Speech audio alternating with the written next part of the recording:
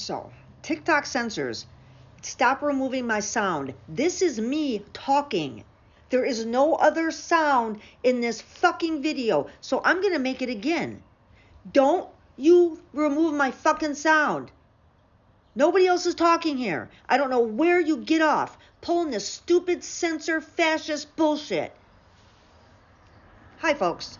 I'm going to read this all over again because they just removed my sound. So this is from a guy named Spencer. I can't read his last name. I don't have my glasses yet. Allegedly today or tomorrow, so hold tight. But this will put things in perspective, I think, about tariffs. Even to you MAGA nuts out there who are thoroughly brainwashed. I mean, I hope. I have 100% trade deficit with the lady that irons my suits. She offers me something way more efficiently and at a much better price than I could do myself.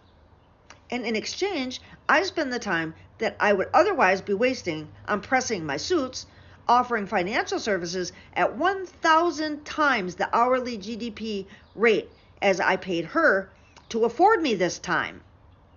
Are you following so far? Am I getting ripped off by her? Should I start steaming my own suits instead of offering financial services? Would that make me better off? Would I be richer because of it? Brilliant. To Spencer, I can't read his last name from me. I am so sorry. But does that put things in perspective here?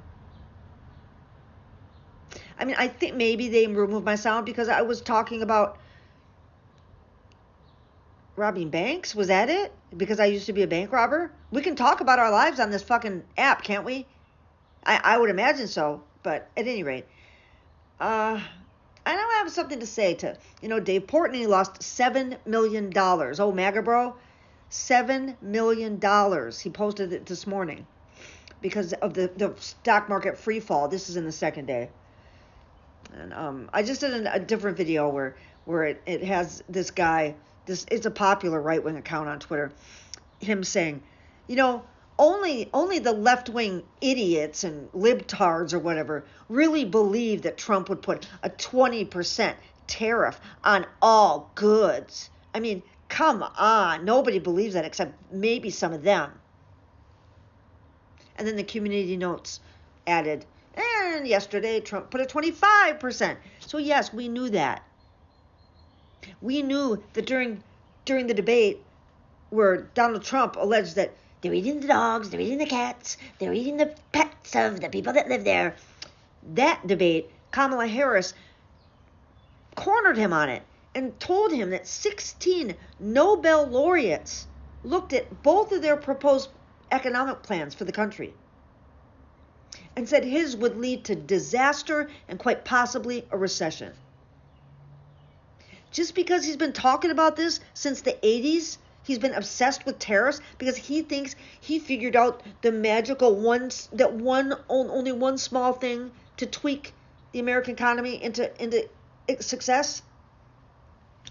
I was thinking about marrying Madonna back in the 80s. Was that a good idea? Well, yeah, it would have been.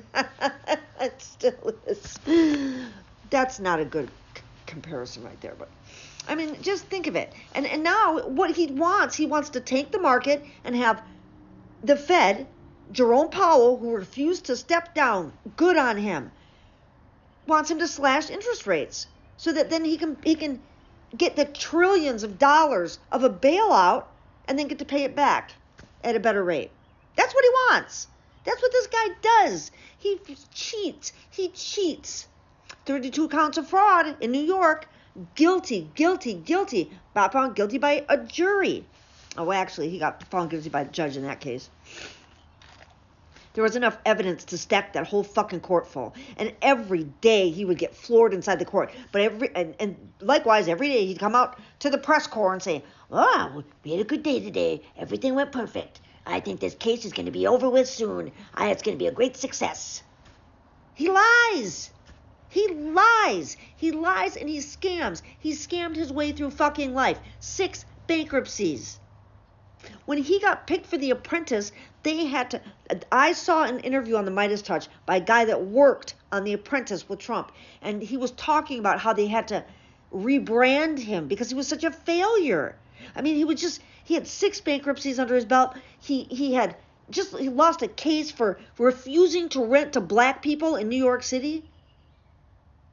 He was a failure. He was a dud. He was a pedo. His best friend was Jeffrey Epstein, and he owned a bunch of beauty pageants where he bragged on Howard Stern that I go into dressing rooms, yes, and I'm allowed to do that because I own it, and so I go back there, and there are all these beautiful women, in various states of undress. I mean, I actually said various states of undress because he would never know how to put anything eloquently. Oh yeah, some of them had clothes on, some of them didn't, and I could inspect. I have got to inspect the pageant. He is a pedo, weirdo, loser who doesn't know how to run a fucking business to save his life. 6 bankruptcies? How many times does he get to crash the economy? He doesn't get 6 chances at this. I have people asking me all the time, when are they going to get it? When are they going to get it? I have to say this. Some of them are never going to get it. I mean, Trump could cut their fucking head off, and I'm better without it, or that was a good idea. Or cut their leg off, and they'd say, oh, I didn't like that leg anyway.